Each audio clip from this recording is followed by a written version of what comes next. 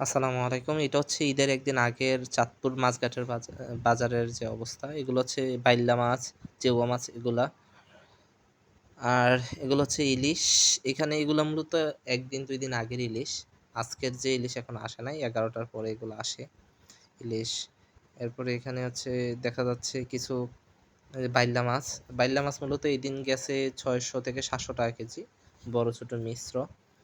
আর এই সাইজের যে ইলিশ যেটা মানে প্রায় এভারেজে ৭০০-৮০০, এটা গেছে রেট ২২০০ থেকে ২৫০০ টাকা।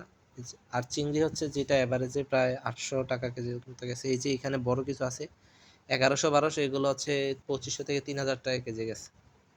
এই যে চিংড়ি মাছ, ছোট ছোট বড় গলদা আছে, গলদা প্রায় এভারেজে ১৫০০ টাকা, ১৪০০-১৫০০ এরকম দাম গেছে। এগুলো সব চাষের, এগুলো পদ্মার না, চিংড়িগুলো চাষের।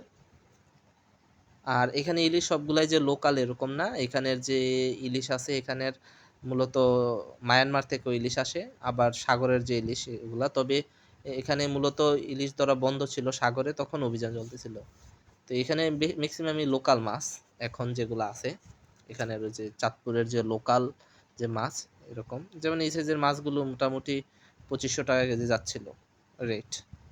তো মোটামুটি মাছের অনেক বেশি দাম যাচ্ছে। এটা হচ্ছে গলদা। না গলদা, গলদা না, এটা বাগদা। বাগদা যেটা, এই যে এটা হচ্ছে গলদা। গলদা বাগদা মোটামুটি সবই ছিল। এগুলা হচ্ছে মূলত চাষের মাছ ছিল। এই আর কি অবস্থা চাঁদপুর মাছ বাজার।